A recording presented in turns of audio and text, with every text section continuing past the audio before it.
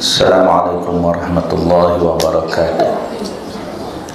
Alhamdulillahirabbil alamin. Wassalatu wassalamu ala sayyidil mursalin wa ala alihi wa sahbihi ajma'in.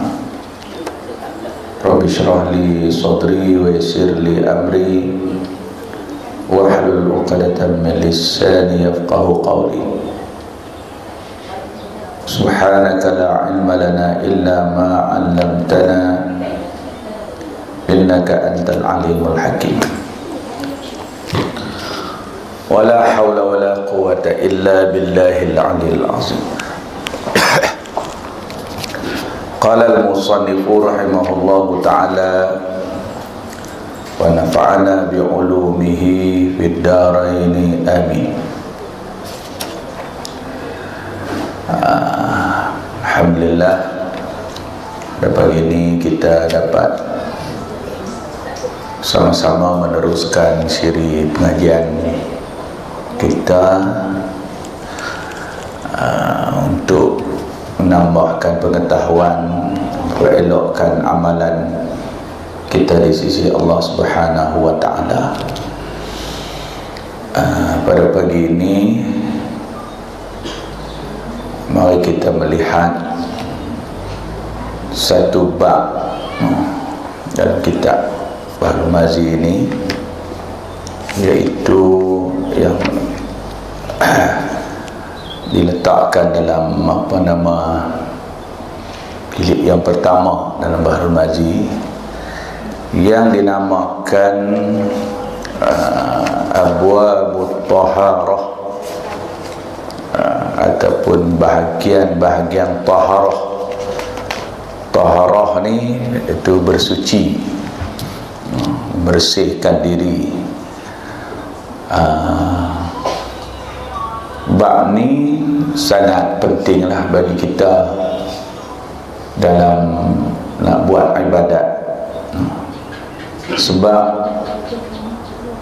apa pun jenis ibadah, maka suci antara perkara penting yang nak menentukan ibadat itu diterima oleh Allah Subhanahu wa ta'ala.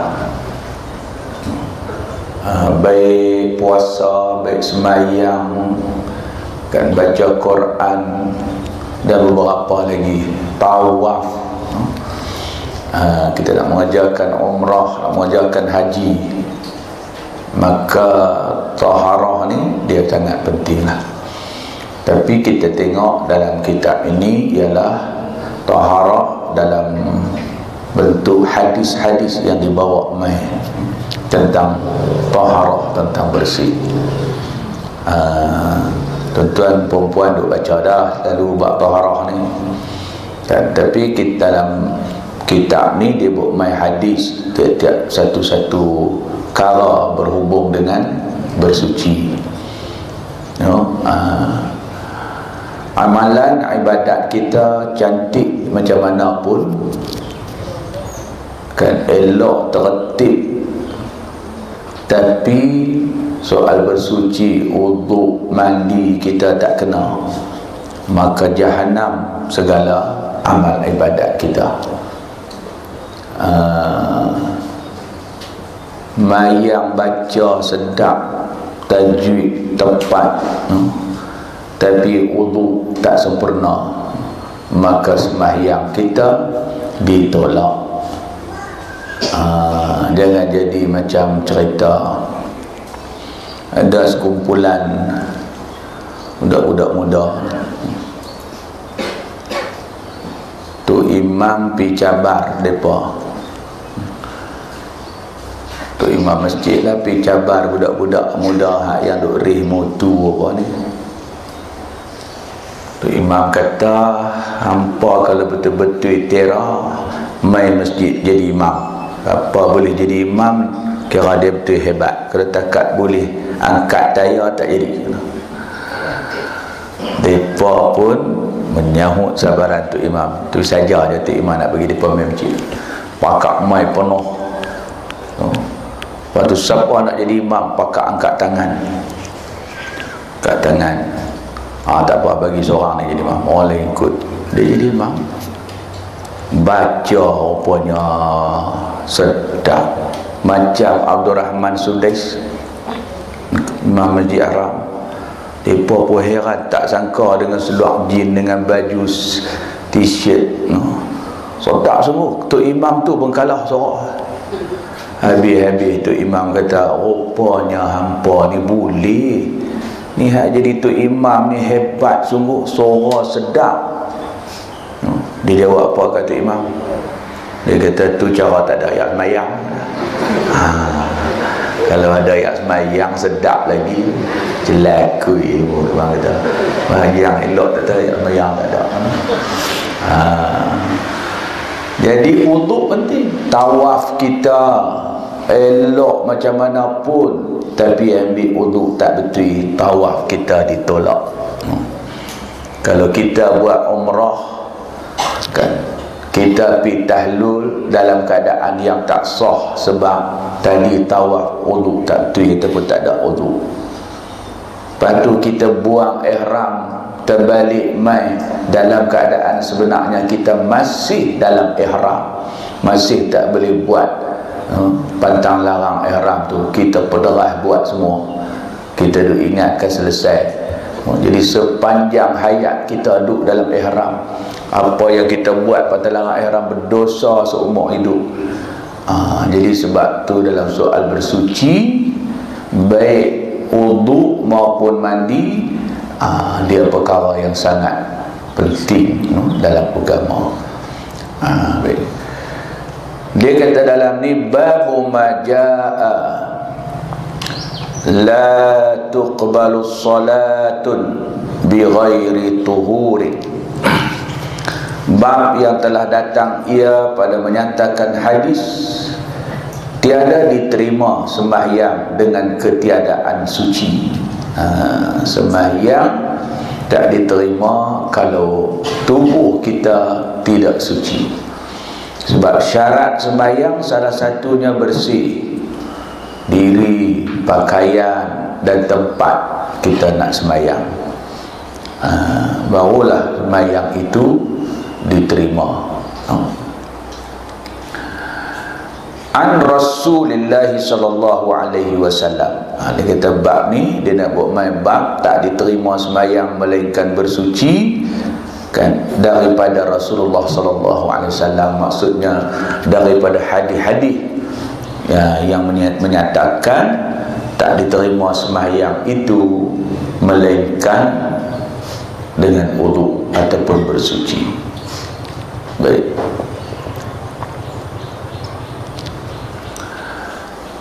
An Ibn Umar radhiyallahu anhu an Nabi sallallahu alaihi wasallam qala la tuqbalu salatun bi ghairi tuhurin wala sadaqatun min ghululin. Hadis sahih lagi hasan dan juga sahih. Daripada Ibnu Umar, daripada Nabi SAW sabdanya, tiada diterima sembahyang dengan ketiadaan bersuci. Ini hadis, dalil yang mengatakan pentingnya ada ayat sembahyang. Dan tiada sedekah daripada khianat. Kan? Kita bagi sedekah daripada barang ataupun perkara yang kita dapat dengan cara khianat. Pergi menyamun, lepas tu mai bagi kat Darul Wahdah untuk nak bagi buat bagi elok lagi, buat tabung masjid umpamanya. Tu dia akan cerita pada kita lah. Baik. Kata Abu Aisyah At-Tirmizi, bermula segala bab bersuci inilah tempatnya. Hadis itulah yang menjadi hujjah, yang menjadi dalil bahawa sembahyang itu Allah Ta'ala tak terima melainkan dengan suci, dan sedekah itu tidak diterima daripada perkara-perkara yang khianat.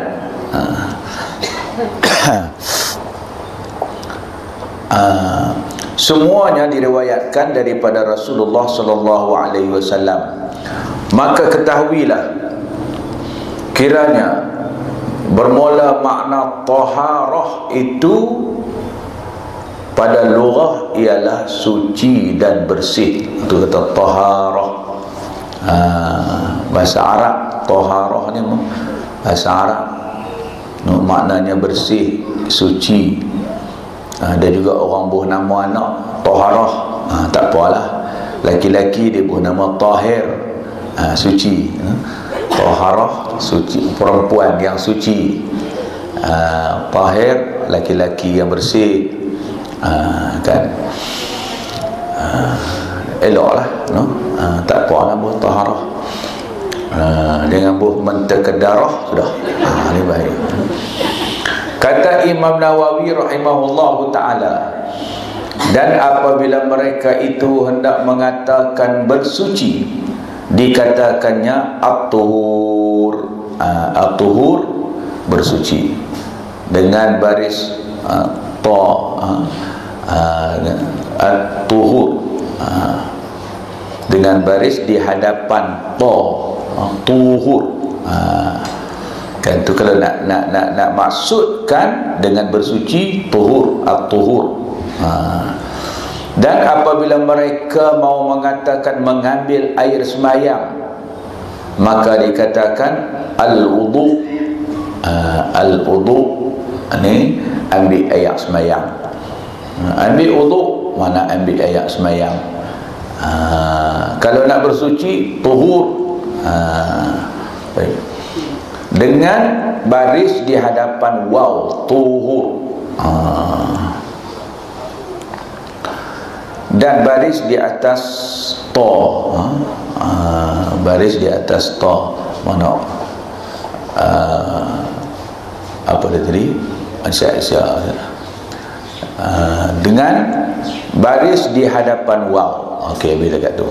Adapun jika dikendaknya air yang hendak dibuat bersuci, nak panggil air yang kita nak buat bersuci, maka dipanggil at-tahur. At-tahur, at-tahur, dengan baris di atas ta, at-tahur, ta. Tu mana air yang kita nak buat sebagai alat bersuci. Dan memanggil air yang hendak diambil air semayang itu, kan, dipanggil al-wadu. Al-wadu dengan baris atas waw. Al-wadu tu air yang kita nak buat ambil air semayang.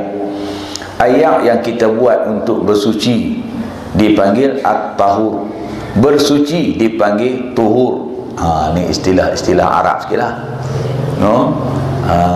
kita kena reti juga, kan. Wudu, apa nama, ambil air semayang, kan. Air yang kita nak buat ambil air semayang tu dipanggil, ini air wudu. Wudu, air untuk diambil air semayang. Ambil air semayang, wudu. Baik. Nak bersuci dipanggil tuhur. Dipanggil tuhur. Kan. Air yang untuk bersuci dipanggil tahur. Tahur. Pas ni boleh cakap Arab belakang main ngaji ni, tapi dia keliru tu, tak apalah. Kita ada dua, bersuci secara umumnya dipanggil taharah, ambil ayat sembahyang dipanggil wudu. Dua tu tahu sudahlah. Tiga dia keliru. Dia keliru, tak boleh bisa mengaji bahasa Arab, dia keliru. Ada orang keliru gelaran kepada Allah Ta'ala dengan Nabi Muhammad, boleh keliru, tak bisa mengaji Arab. Nabi Muhammad Subhanahu Wa Ta'ala, tak kacau. Baik. Jadi taharah tu dia bersuci. Wudu tu ambil ayat semayang. Kita ada dua,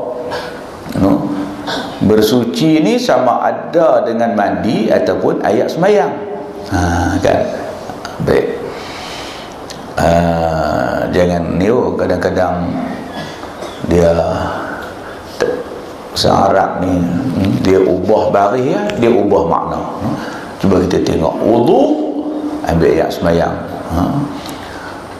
Al-wudu itu dipanggil air yang nak diambil air sembahyang. Dia ubah sikit je. Kan, tak apalah. Yang ke 32 atau 31, satu masalah dia bawa kepada kita.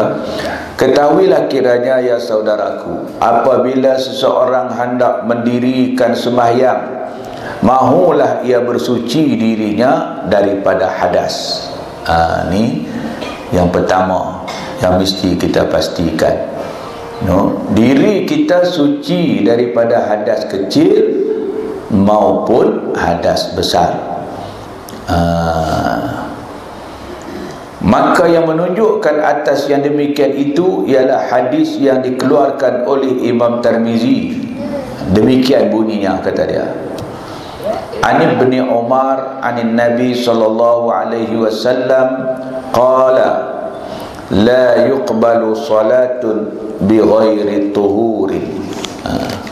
Diriwayatkan dari Abdullah bin Umar radhiyallahu anhuma daripada Nabi sallallahu alaihi wasallam,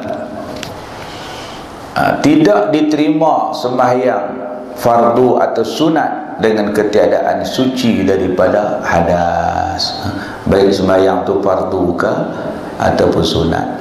Hadas itu hadas kecil ke ataupun hadas besar. Maka terang-terang mafhum hadis ini, kata dia, tiada sah sembahyang melainkan dengan bersuci. Tak sah dengan kita duk perderah sembahyang dalam keadaan kita hadas besar ataupun hadas kecil. Semua ibadat dia hendaklah dengan bersuci. Kerana ibadah itu kan kita tujukan dia kepada Allah Subhanahu wa taala. Maka kita nak menghadap Allah, yang pertama kena pastikan bersih. Kan, melalui mandi, menyucikan diri ataupun dengan berwuduk. Kalau hadas besar kena mandi, hadas kecil ambil wuduk saja. Kan, apa hadas kecil, hadas besar? Rupanya ada juga orang tak faham. Dia tanya apa hadas kecil, dia kata kencing. Hadas besar, buang yang besar. Kan dah besar seperti haid, nifas, janabah dan sebagainya lah. Itulah. Hadas kecil ni kencing kan, kentut dan sebagainya, itu dikatakan hadas kecil. Wala sadaqatun min ghululin, sambung hadis tadi, dan tiada diterima Allah sedekah daripada harta hilal. Harta hulul atau hilat. Hilat dipanggil. Hilat ni maksudnya khianat. Nanti dia cerita kat kita lah apa dia yang dikatakan harta khianat.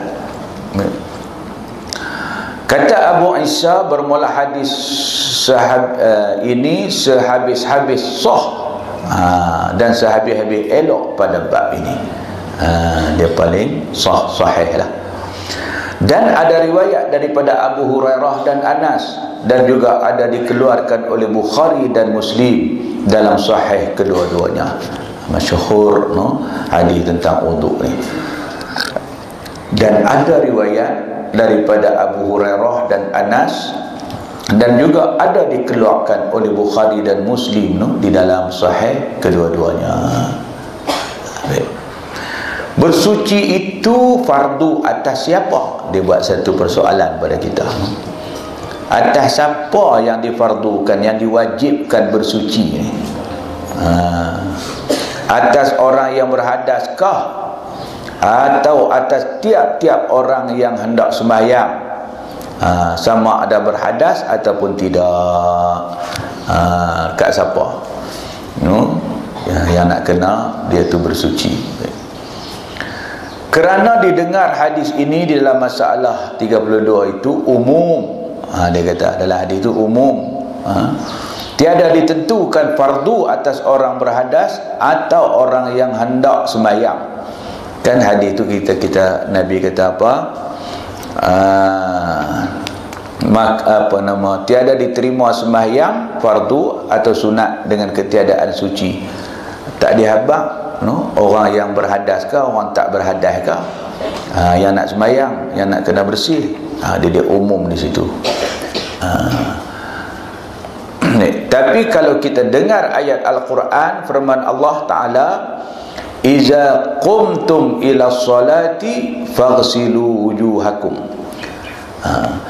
Kata Allah, apabila hendak mendiri kamu kepada sembahyang, maka hendaklah kamu basuh muka. Basuh muka tu wudu lah. Maknanya bila nak sembahyang, bila nak sembahyang. Kalau tak sembahyang, tak apa kan, tak apa, kita apa nama, tak bersuci lagi. Tapi bila masuk waktu sembahyang, waktu tu wajib bersuci kerana nak sembahyang. Kan, sebab tu bulan puasa, bulan puasa tengok, orang yang berhadas besar selain daripada haid, nifas lah, dia berjanabah, no? Dia jaga-jaga pukul 8, no? Boleh puasa ke tak? Dia boleh puasa, boleh puasa walaupun dia keadaan berhadas besar. Tapi sampai tan lohok sekali lagi, dia kena mandi. Pasal nak sembahyang, syarat sembahyang naklah suci daripada hadas kecil dan hadas besar. Kan, apa nama, hadas janabah lah, bagi puasa lah, tapi had lain janganlah, no?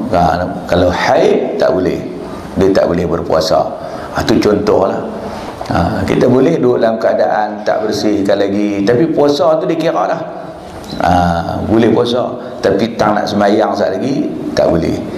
Maka dia mesti sebelum sembahyang hendaklah dia bersuci. Baik, nak jawab ni, Imam Nawawi nak jawab, no, yang kata bersih taharah tadi untuk orang yang nak sembahyang ke, orang yang berhadas ke, atau orang yang tak berhadas dalam nak sembahyang. Telah berkata setengah daripada salaf, ulama-ulama salaf, difardukan bagi tiap-tiap sembahyang fardu dengan dalil firman Allah Ta'ala itu. Difardukan. Fardu makna wajib. Tak ada ayat sembahyang cerita tadi lah, sembahyang tak sah, no? Atau tak sempurna wudu, ada tapi tak sempurna pun jalan, bayang tu tak sah, kan? Batu bab taharah ni orang mengaji ulang, tak habis-habis, kan? Sebab nak peringat, dalam duk ulang pun ada lagi silap, no? Ada lagi silap. Cerita seorang kawan hamba Allah ni, dia ni orang ligan fadilat, duk saf awal, fadilat rakaat pertama takbiratul ihram dengan tu imam. Maka dia pun duk ligan lah. Bila bang dia sampai dulu masjid setiap hari lagu tu, dan pasal nak dapat rakaat pertama dengan imam tu takbiratul ihram tu, tak mau masbuk buat semua.